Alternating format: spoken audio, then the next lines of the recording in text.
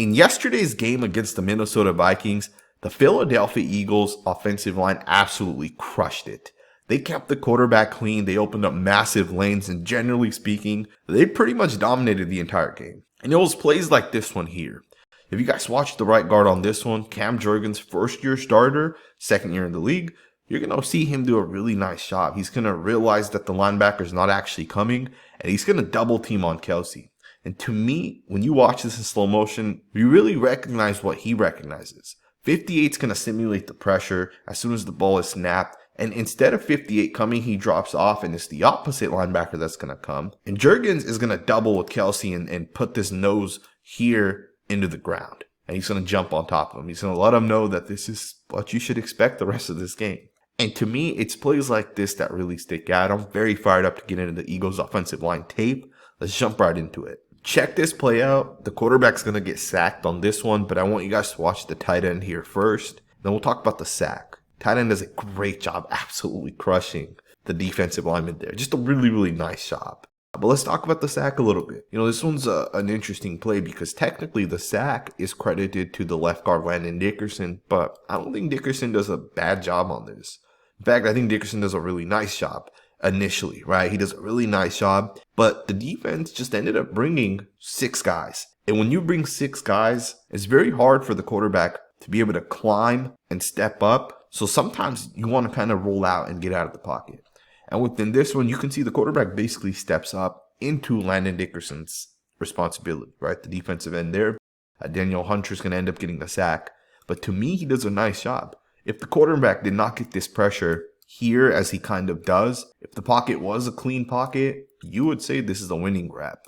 And I did want to just point that out because technically Dickerson got the credit for the sack, but to me, you can't put the sack on him.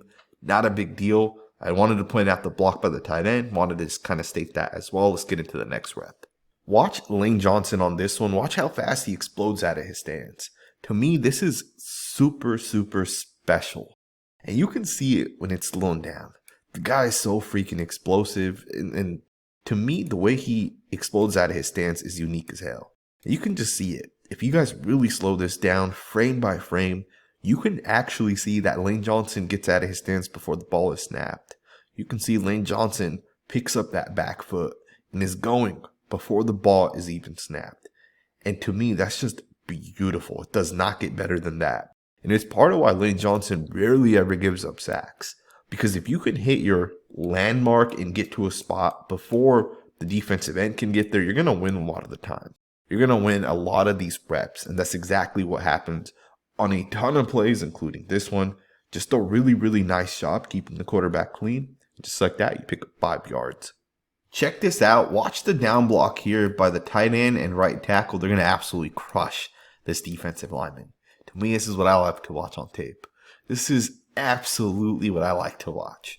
To me, when you're a running back and your offensive line and tight end are creating this type of lane right here, it's absolutely special. It's absolutely beautiful to be able to see this to this.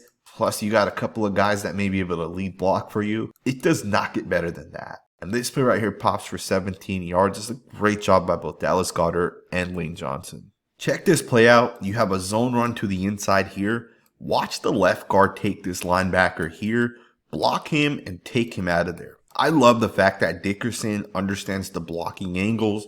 He understands how to push people. And you can just see the massive lane that gets created. But it's not just the left guard on this one that I want to give credit to. I got to give credit to both the left tackle and the tight end because both guys are going to do a really, really nice job. Right away, out of his stance, the tight end's going to just set his body up like this. And what he's going to do is this guy's going to take a step and then he's going to just steal it off. And you see it right away. Bam, look at the body turn. Look at how quickly Goedert sets himself up. He's going to take a right step forward, left foot comes back, and he's won this block. He sealed off this defensive end. This guy has no shot to make this play. And technically, it's not the defensive end's run fit regardless, but to me, the tight end does a really, really nice job just kind of positioning his body. If you guys watch the left tackle, same thing. Great job positioning the body. You can see how he's kind of turned this way. And that's because he wants to make contact with this linebacker and really seal it off. And between Mailata, the tight end, Dickerson, there's such a big gap between here. And that's part of why this play right here popped for 7 yards. Swift had a really, really big day yesterday, but you got to give a lot of credit to the offensive line. The offensive line did a great job, and it was plays like this that really stood out to me. Now, if this is the first time you're on this channel, you guys don't know this, but last season I said Landon Dickerson is one of the best guards in the NFL. And I think since that point, people have started to kind of realize it, and people have also started to repeat that same narrative. But I want to make it clear. Landon Dickerson is a top 5 left guard in the NFL right now. And his plays like this. He's physical, he's strong, he's tough as hell. He'll put almost anybody in the ground. And I remember watching this guy at Alabama, and I said, Landon Dickerson's going to be the future replacement of Jason Kelce. And here we are, him entering year 3, and he's not going to replace Kelce at this point because he's turned himself into an absolute star left guard. And the Eagles even went out and got Jurgens, who may be the future replacement of Kelce. But what's interesting about the offensive line is you got 2 guys that could technically play center if needed. And those 2 guys are actually your starting guards. And I just find that fascinating as hell. Right, but Dickerson to me is one of the best guards in the NFL. 4-yard run right here. This was 3rd and 3. In fact, the guy that Dickerson ends up putting down the nose here, after Dickerson puts him into the ground, look at the foot of this defensive lineman. This should have been called the tripping penalty. That's a trip right there. But great job by Swift to kind of reach out there and pick up those 3 yards that were needed. Let's get into the next rep. Check this rep out. I want you guys to watch the left tackle on this one. He's going to do an advanced move that a lot of people don't know how to do. This is referred to as a slingshot block.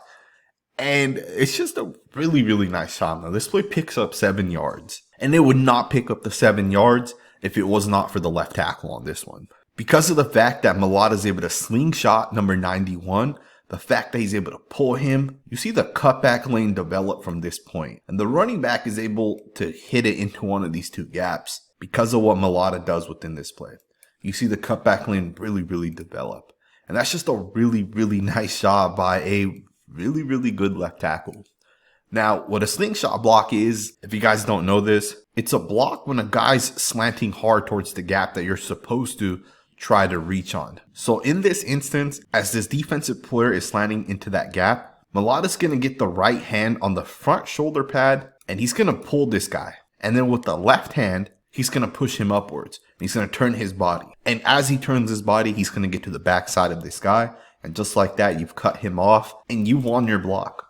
You don't always have to reach in front of a defensive player. Sometimes you can just get to the backside of that guy. And in this instance, Mailata gets to the backside. And that creates that natural cutback lane for the running back. And this one right here picks up about 7 to 8 yards. Just a really, really nice job if you guys ask me. Check this block out. Watch the double team here by Jurgens. And he's going to get to the inside of this linebacker. And this play right here is going to pop for 8 yards. This is because of the block by Jurgens. A really, really nice block.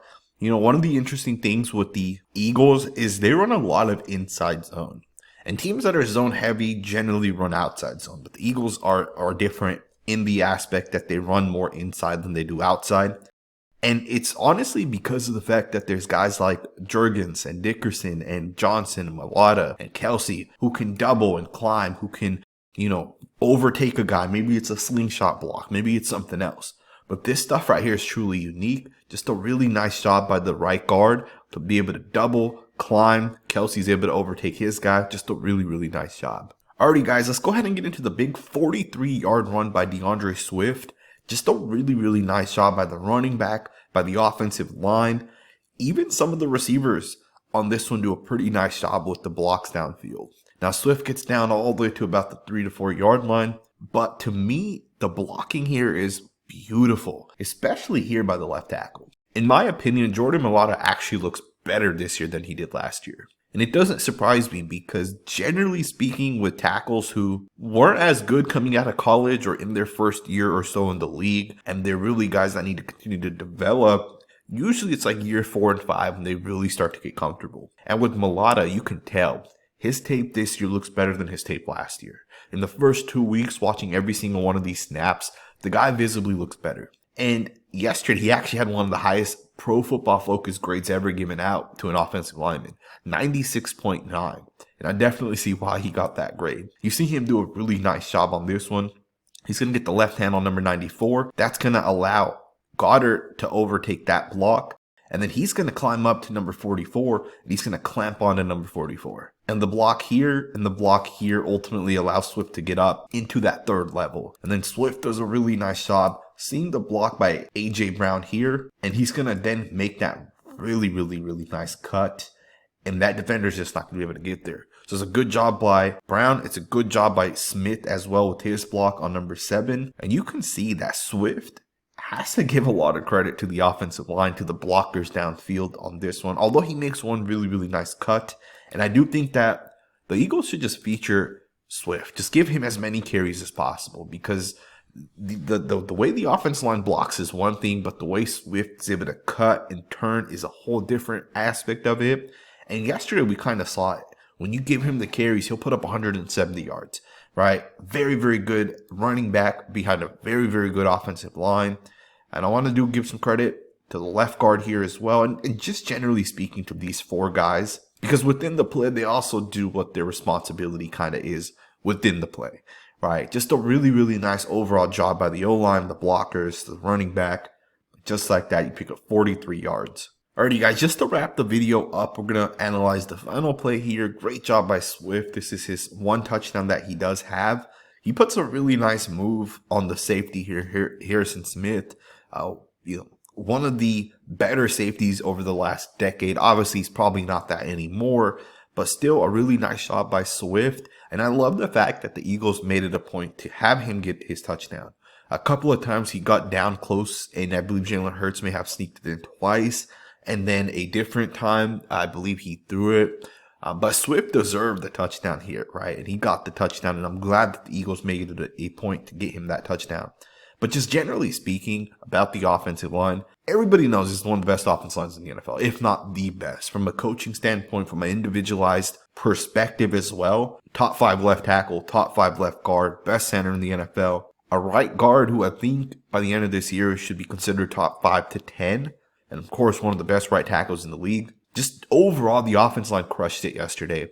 And if this is the first time you're on this channel, do subscribe, because we will be covering the Eagles this season. And tomorrow we'll have most likely a Jordan Davis or Jalen Carter video coming. So subscribe if you're not subscribed. And I'll see you guys next time with another video.